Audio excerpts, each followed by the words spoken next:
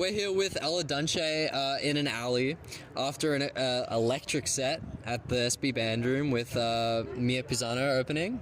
Hi! Yeah, how's it hanging? It's hanging good. I just had a lot of fun, so I'm feeling pretty good. We saw you play at the big pop show at Bar 303 last week when we interviewed another local artist, Sandry.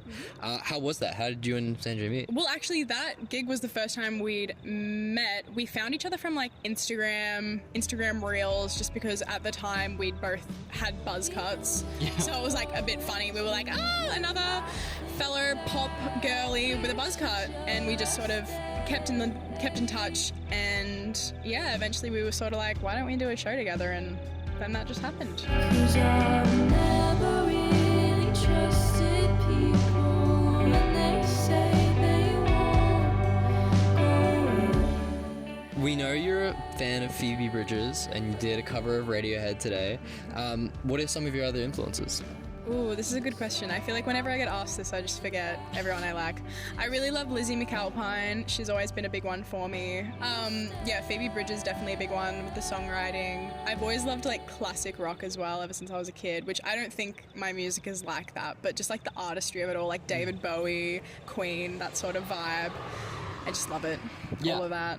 Yeah, totally. On that note, with Lizzie McAlpine and Phoebe Bridgers specifically, those two name drop. There are like flashes of country there. Like, have you ever thought of taking kind of like a folksy, like country approach to a song? Because I know that MJ Lenderman has kind of popularized the lap steel in the last few months. No, I do love the lap steel. My guitarist, actually, he keeps saying we need to get a lap steel happening.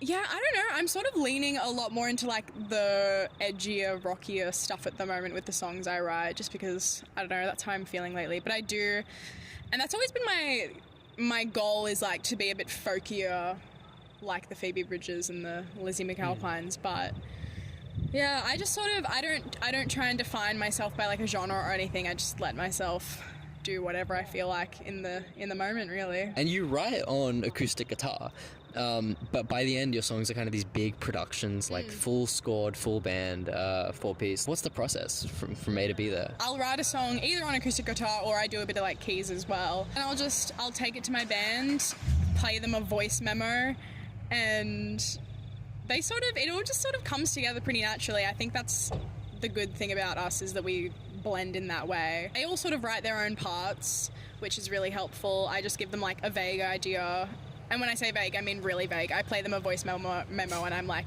can you just play like da-da-da-da-da? And they're like, okay. Yeah, that's basically it. I just play them a voice memo and they put it together, and it just works, really. And that is like half, I think, the magic of like band synergy, where you can say something like, oh, can you play something that's like Miles Teller except it's dum-dum-dum, and they know what you mean, you know? Yeah, definitely. You re-recorded and released an older song, If Only, at the tail end of 2023. Tell us about that evolution. Like, what inspired you to revisit that project? He doesn't make me feel like shit, and he doesn't make me cry. I'm always curious when an artist like Car Seat Headrest or something re-releases an old song and it sounds completely different, because it's like, what happened with that song between then and now that made it sound like that? If Only's a funny one.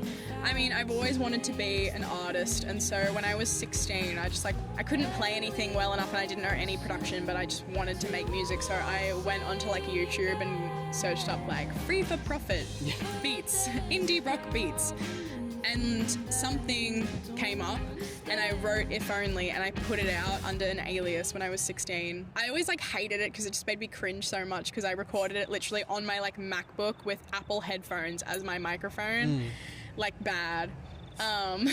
When I started sort of doing gigs and playing with the band, that's when I think my guitarist Will, he was sort of like, oh, what about If Only, like we should put that in the set, and I was like, okay. And then we played it. It just sounded like so different and so much better to how obviously it sounded with my terrible production skills. And then every time we played it, it just seemed to get like funkier and bigger until we recorded it, and now it's like still one of my favorite songs to play, just because it's it's a fun one. You also filmed a music video for your song Victim Complex, which I was really happy to see because I think that the music video is like kind of a dying art amongst younger and like coming up artists, even though it's like so instrumental to like what music has been in the last like 60 years or so. So what was that like? Yeah, it was really fun. My friend Lucas, he's studying like film and media, that sort of thing, and he sort of came to me and was like, would you want to do a video? And I was like, absolutely. And so we filmed the whole thing over one weekend. Yeah, it was just lots of fun. We sort of just, I mean, I gave him like a rough idea of what I wanted to do, and then he just rolled with it. All the notes that I had, he was like, yep, let's do that. Like every ridiculous thing, I was like, yeah. It was so much fun. It was really different and like a bit awkward for me at first, but no, so much fun. So you also opened for Shani in October. Like, how was that? Yeah, really cool. She's awesome. It was just fun. We had like a pretty short set, but at the Espy Bandroom, which I really like that venue. Great venue. Very good one. Covered in I Love Chloe booth stickers. Yes, as is most venues in the city. No, so that, yeah, it was a good one, definitely, and would love to return to that venue for sure.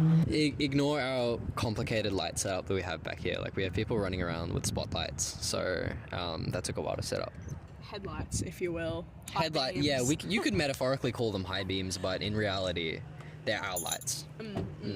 How has your sound evolved from your last EP and like kind of the modulated like chorusy tone of Glass Half Empty? Yeah, I think like I said before, I've definitely taken on more of sort of an edgier, rockier style, just because I think that's more what I've been listening to and how I've been feeling. Yeah, that's just what I've been writing. I'm not sure yet what that's going to turn into, whether it might be like my first album or just another EP. I just go with the flow, really. Whatever I feel like is what I write.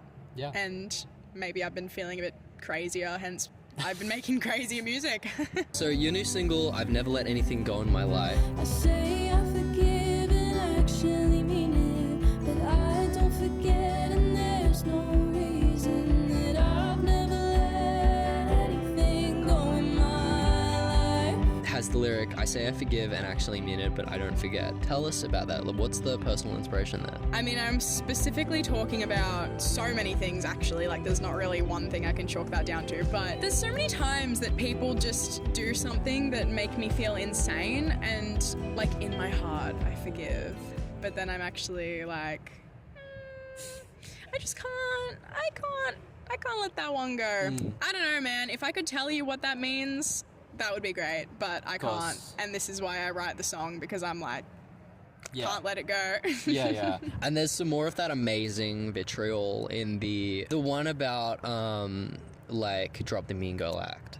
Oh, yeah, that one's Wannabe. Yeah. No, that one was like, I wrote that as kind of a joke, but then it turned into a bit of a fun one. So all of the songs I've been writing at the moment, and when I say at the moment, I mean like probably a year ago, but now I'm starting to play them. All of them definitely have the undertone of like resentment and anger and holding on to things that I should probably just release. Yeah. What can we expect from the full EP if and when it comes out that is like coming about right now? Like those unnamed songs, those unreleased songs, the ones that, you know, might be released in an album with I've Never Let Anything Go in My Life. That's a great question. I wish I could tell you. I've just been writing a lot in the last sort of year, and I have a fair few songs in the back pocket ready to be recorded. And yeah, like I said, I'm not sure if it'll be an EP or maybe an album. I'll just have to sort of see. At the moment, I'm sort of just going like track by track and doing what I feel, really. Just going with the flow is my general motto. So what you can expect is nothing. Cool. One more question that we're trying to ask everyone we're interviewing. Do you have any like crazy stories from playing like in and around Melbourne? Ooh, crazy stories. Maybe it was like my third gig that I ever did. I was playing like a really mellow song, and I Wonder I Played It Tonight off my first EP. And I remember when my band and I were rehearsing for that gig, they were sort of like, this song's like kind of boring, Ella, like no one's gonna be like hyped to this song, whatever. But I was like, no, like I want to play it. And then I'm playing it, and a full like punch on just started in the crowd during the song. Nothing to do with the song, just like something else that had happened. But I'm playing the song and I'm like, because this random guy's going through the crowd punching someone, and Oh then my people God. start like taking off their shoes and throwing their shoes at this guy. And I was like, do I keep going? Eventually I stopped and I was like, guys, let's maybe not. But I thought that was a bit funny because my band was like, this song's like too mellow.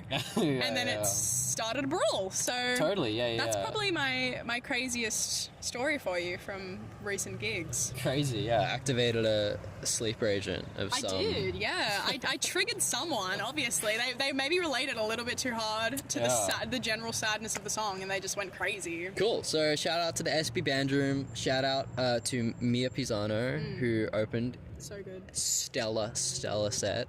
Check her out if you get the chance. Yeah, thanks so much for sitting down with us. Of course. Thank you so much for having me.